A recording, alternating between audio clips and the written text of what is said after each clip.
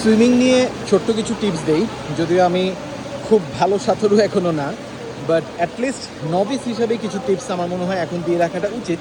Because আমার মনে হয় যে এই ভুলটা আমরা যারা খুবই সুপার এনথুজিয়াস্ট তারা আসলে সবসময় করে থাকি।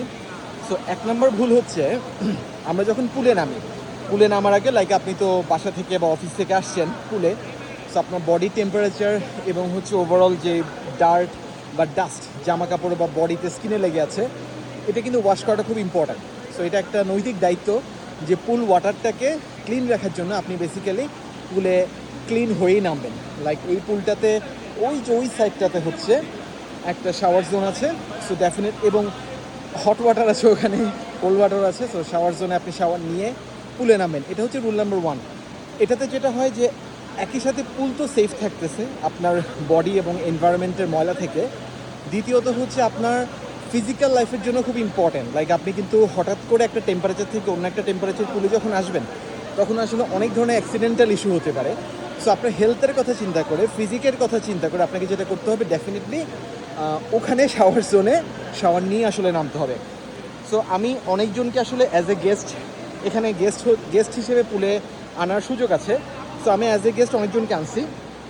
সো ফর সাম রিজন তারা হচ্ছে তাড়াহুড়োর কারণে বা হচ্ছে এক্সাইটমেন্টে দেখা যায় যে পুলে আসলে নামার আগে শাওয়ারটা নেয়নি। সো বলে বোঝানো যায় না আর কি, বাট এই প্র্যাকটিসটা খুব ইম্পর্ট্যান্ট। সেকেন্ড হচ্ছে আপনি যত ভালো সাঁতারই হন না কেন, নামার আগে কিছু ওয়ার্ম আপ আসলে করতে হবে। সো আমি ওয়ার্ম আপ আর দেখাচ্ছি না, এখন সার্চ করে নিতে পারেন।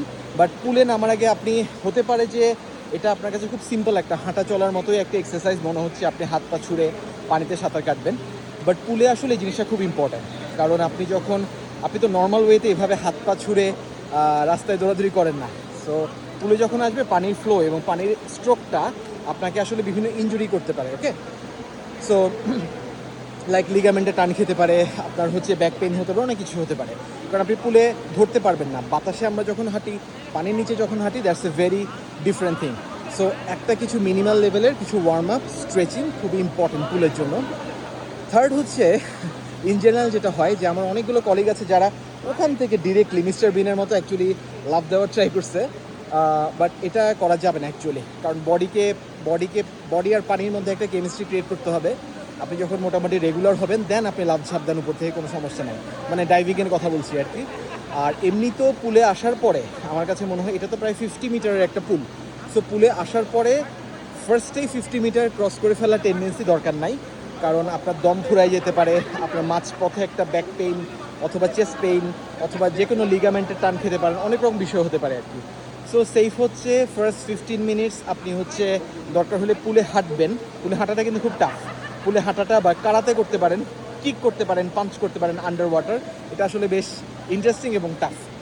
এটা করতে পারেন। দেন হচ্ছে ছোটো ছোটো অল্প কিছু ল্যাপ, লাইক এখানে এখন ফ্ল্যাগটা ওরা সরিয়ে ফেলছে, বাট এখানে একটা ফ্ল্যাগ ছিল আর কি, 20 মিটার পর্যন্ত একটা ফ্ল্যাগ ছিল, যে এটার পরে আসলে ডেপথ ক্রিয়েট হয়। সো যারা সাঁতার পারে না তাদের জন্য একটা সেফটি প্রিকশনের জন্য আর কি।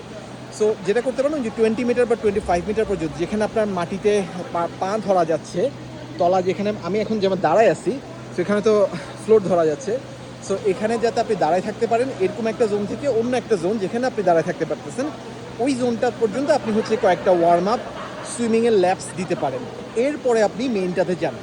আর ব্রিদিংটা খুব ইম্পর্টেন্ট। আমরা এক নিঃশ্বাসে পার হয়ে ফেলার চেষ্টা করি সুইমিংয়ের সময়, বাট প্রপার ব্রিদিংটা প্র্যাকটিস করে নিতে পারেন।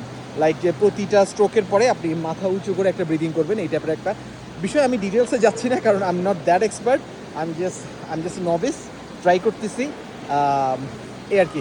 সো সুইমিংয়ের আরও কিছু টিপস আমি দিব, যেটা আমার কাছে মনে হয়েছে যে দেওয়া দরকার, কারণ সুইমিংয়ের যেই টিউটোরিয়ালগুলো বা যেগুলো আছে সেগুলো এত অ্যাডভান্স লেভেলের, আমরা ছোটো ছোটো জিনিস অনেক সময় মিস করে থাকি আর কি। সো প্রপারলি সুইমিং এনজয় করার জন্য আমার মনে হয় যে এই টিপসগুলো আসলে কাজে লাগতে পারে।